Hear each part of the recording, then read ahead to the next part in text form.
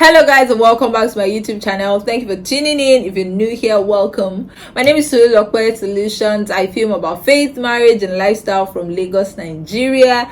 And in today's video, I'm going to be talking about self-esteem. There was a Q&A I did recently, and what was that? For so dramatic. There was a Q&A I did recently, and somebody said like how to get over self-esteem. I realized that that's like one of the very, very persistent or frequent DMs I have gotten in this life. Like, you look so bold, you look so confident, don't you struggle with self-esteem and things like that? And today I just said, let me trash it once and for all. I've been putting it forward. Okay, I'm going to film on it, but today we're going to get into it. So without further ado, let us jump right into the video. If there is going to be an anchor scripture for this video, it's going to be found in 1 Corinthians 4 verse 20, and I'm going to read it for you guys. So it says that God's way is not a matter of mere talk. It's an empowered life. I mean, I could easily read, oh, you are made in the image and likeness of God, even though we're going to get there. But this is like the anchor of everything I'm going to talk about, right? God's life, God's way of life is not mere talk.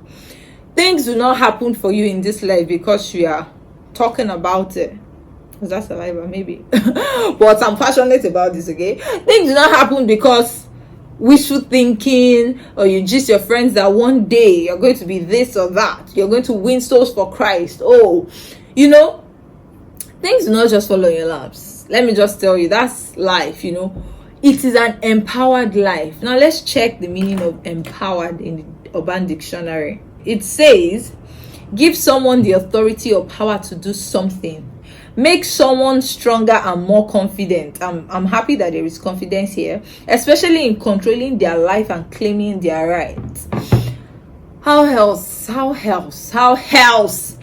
going to explain this to you? I mean, so we've already established the fact that the life God wants for you is it's not going to just happen because you are wallowing in self-pity, or somebody said something to you years ago, or you feel some type of way about yourself. It is an empowered life. That confidence you need to live a life worthy of your calling is also not going to fall on your laps. And that's why I'm doing this video. The first thing I'm actually going to address is the source.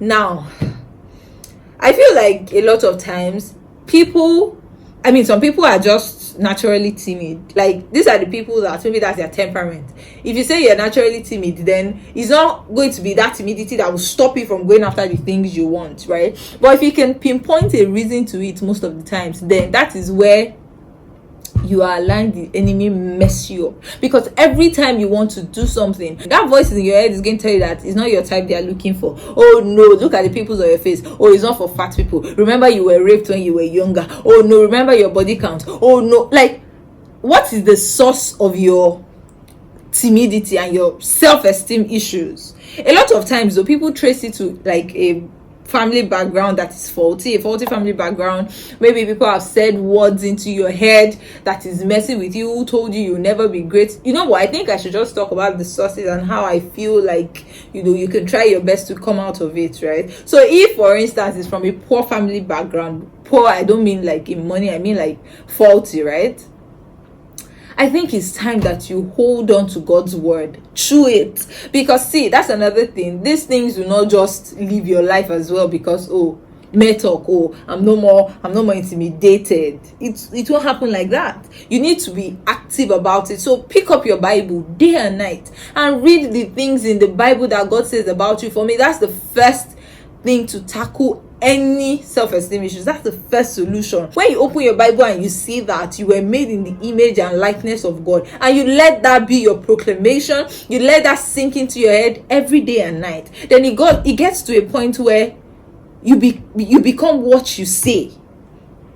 You no longer look at the exterior. You read scriptures that tell you that human beings look on the outside, but God sees the inside, and you believe them. You read scriptures that would give you light, that will illuminate your life. You're not supposed to be struggling with self-esteem issues, right? And then say it's from a poor family background, and then every time you feel some type of way, or every time you don't feel good, or even randomly, you are mostly on the call with people that are the root of your problems.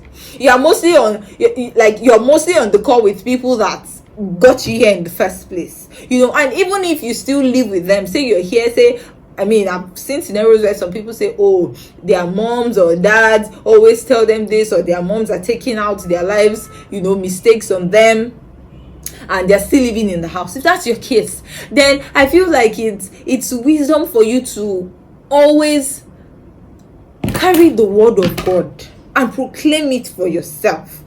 As that word is coming, it's a battle of words.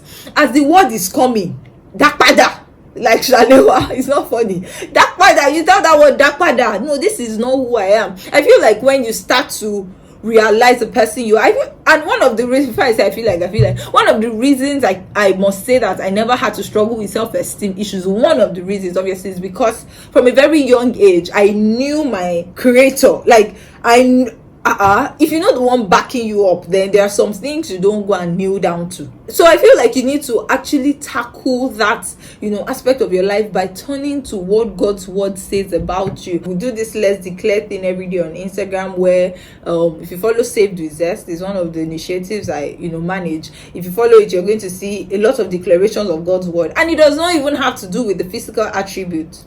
Read God's word, its promises for you. You should follow that page if that is your story, so that every day you have at least one word from God in your mouth. And then so when things are happening around you, you are conscious that the real person you are is on the inside of you. Amen. And then secondly, I'm going to just say this. Now, say that it's because you're tall, you have small waist, whatever. I do not attribute what I'm about to say to my physical stature. It's just a case of I am not intimidated by all this bully talk. The Bible is complete. Matthew 10 verse 31. It says, so don't be intimidated by all this bully talk. You are worth more than 1,000,000 canaries. People need to start knowing their worth in God. And again, I feel like a lot of people have their priorities in the wrong places. I'll give instances. When I was in uni, there is always that reigning clique, right? And people feel like, not even uni, maybe in high school you're watching this, people feel like, oh, if you're not in that clique, then there's something wrong with you, or you are not in the in thing. Create your own clique, sis. Look for people that jive with your vibe. And if there is no clique, be your own clique. There is nothing. All the people that were in the ruling clique in my school, a lot of them have, like, life is a leveler. When you come out of school, life will level everybody. Forget clique. It's not because you were even in a clique in school that is automatic first class. Like, so thank you, Holy Spirit. And I feel like that's a valid point right there. Like, what is the end goal of this clique? What is the, if that thing that is making you feel intimidated, right? If it is not going to lead you, of which it never does, it never leads you to somewhere positive. It never leads you to a higher purpose.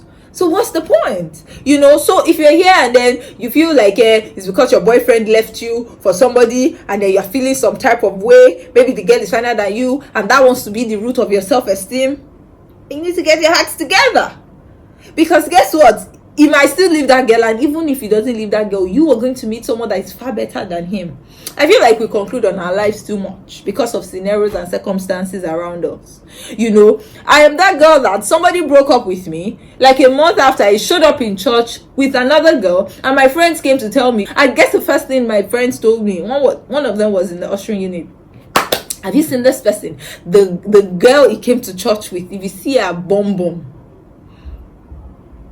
That's what I did. I'm like, good for him. If I did not have bum like this, I would still have said it. So, like, that's what I'm trying to say. That it's not because you will say, oh, you too, you carry small, which I don't carry. It's just, it is what it is. Do you understand? And a lot of times, people forget you attach so much importance to the infinitesimal things around you, if that makes sense. Like somebody breaking up with you, oh yes, it's a big deal, but it doesn't determine the purpose or the course of your life. What did I just say? It does not determine the purpose and the course of your life. Sorry, when I'm passionate, I might stutter, I might babble. Blah. Anyway, you get the picture. So I feel like start to examine the source. And I'm still on source. I'm wondering why I'm still staying here. Start to examine the source of this thing. So 1, know your worth in God. Two, and all of this is still from the source, so you have to know your worth in God to tackle it. Read scriptures like that Matthew I just read to you. You're worth more than 1,000,000 canaries. And then don't be intimidated. Don't let things that cannot give you a pedestal in life, don't let them shape how you face your life, because confidence goes a long way. That's what we just read here in 1 Corinthians 4 verse 20. God's life, especially if you're sensing the call of God upon your life, it is not metal, it is an empowered life. You need confidence in this walk. You need to be able to when the Bible says you will stand before kings, you don't see timid people in front of kings, so that when they call you to a table, you can say, okay, the table is mine, and carry it. It's not people that will be saying, how did I even get here? Oh my God. It's not like you're not humble, but you're confident. Amen. Another thing that I'm going to address, aside obviously from staying in God's word and like checking your heart, I feel like that's the second point, checking your heart every time, is the fact that you need to start affirming yourself. You affirm yourself with the word of God, and then you step into your bathroom, strip yourself naked, face the mirror, and tell yourself you're beautiful, you're fearfully and wonderfully made. Like, tell yourselves, oh my God, look at those eyes. Today I remember I sat, and that's another story for another day. I made up, I was coming to film, and then my husband enters the room and he just walks out. He didn't even say, you're fine. Do you know what I did? Unconsciously, I just looked at the mirror straight in front of me and I was like, I was psyching myself up. Elena Wallo and say, I didn't even tell me I'm fine. Forget it, even if he has never said it. My fineness is not in his eyes.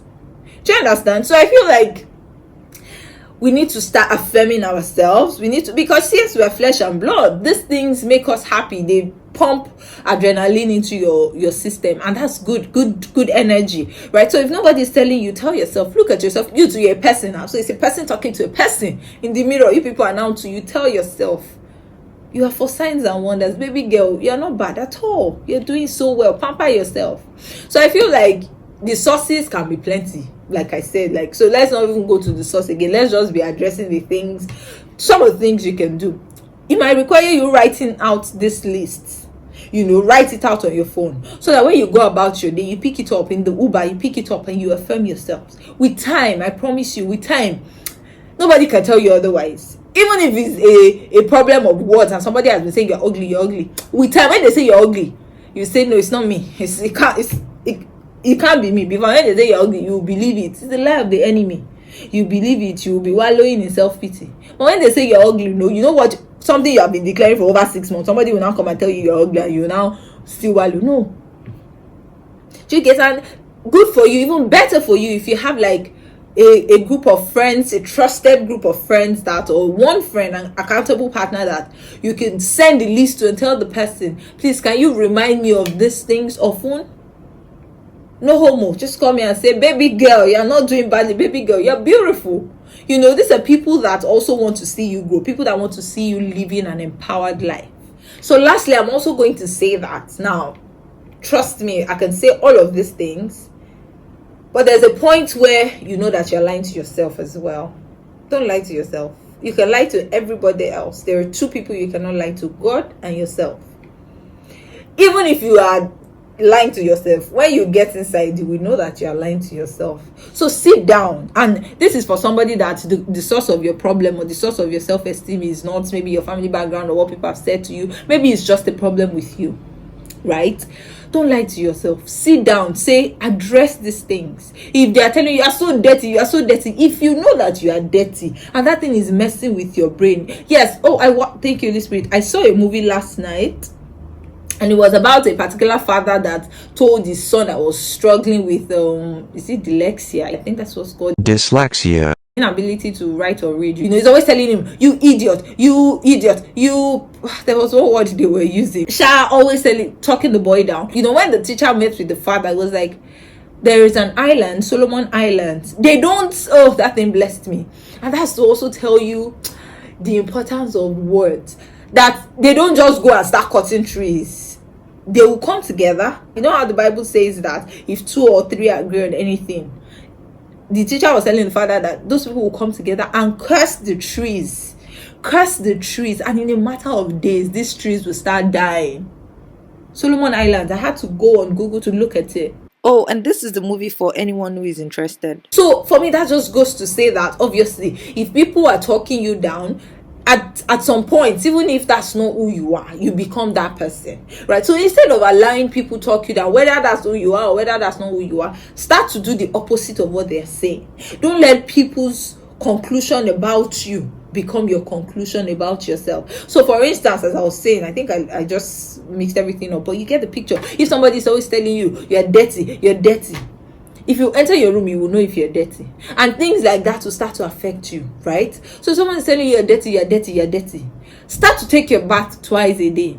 Start to put more effort in your hygiene. That's if you know that that's a big problem. Being true to oneself. Now, if you know that that's actually a problem for you, address it. Sometimes, maybe once in a year, I don't even feel some type of way. It doesn't even affect my confidence. I look at my face. It happens especially when I'm carrying my daughter and I'm seeing how fresh her face is, like, oh, bread that just came out from the oven. And I'm looking at my face like, now wow, this adulthood. Now wow, I will go out, buy products, do research about the things that can make my face, feel better, look better. But it does not mean that I will now let that face be the one running my life. You guys don't want to know. I think I make up to work like 2 or 3 times in a month. For real. Like, I am who I am. Deal with it. Right? Doesn't mean that I am not trying to like make my face feel better or look better. No, it doesn't mean. But it does not mean that I will not let that thing determine the course of my life, if you know what I mean. So yeah, I just feel like you need to actually work on some things and challenge yourself. If they've told you you will never amount to anything, let me tell you guys, the real results in this life, people cannot doubt it, people cannot argue with it, is when you have success, true and lasting success. Even if it's your father that is always saying you will not amount to anything, sis, by the time to early 20s, you're already making waves, or maybe you're here, whenever you're ready, just be pushing towards it. God is not mocked. Whatever a man sows, he will reap. I read something in the scriptures today. That blessed me. It's in 1 Corinthians 15, and it spoke about how, the seed is natural, the fruit is supernatural. That blessed me. A tomato seed and the tomato fruit are not the same. So it goes in one way, it comes out more beautiful. That blessed my life. So, I mean, it just means that people cannot deny results. So keep sowing the seed. Keep on that track of you are doing well. With time, you will do well. Don't just sit down. The enemy, this self-esteem, let me just be real with you, is one of the things that the enemy uses to steal people's destinies, to kill their dreams. And I know that if you're watching this, then you know deep down that there is a greater call upon your life than wallowing in inferiority complex or all that bad stuff. You know that God has greater plans for you. You know that you can be walking in more than you are now. So it is my prayer for you that every root, the Bible says that anything my Father in heaven has not planted will be uprooted by its root. So today I uproot the root of inferiority complex in your life. I uproot any root, whatever it is that has caused it. I uproot the root of it. We bring down everything that tries to exalt itself against the knowledge of God in our lives, in your life as you're watching this. And I pray that your story will end in praise in the name of Jesus. You will do well, because that is God's lot for you. Alright guys, I've come to the end of this video. Thank you for watching. Please share with your friends, and I hope you were blessed. Take care, and I'll see you guys in the next one. Bye. Hello guys. Hello. Hey guys. Hey. I never say hey. Oh, trailer is passing. Don't you guys think that trailers should have a time that they can explore our road?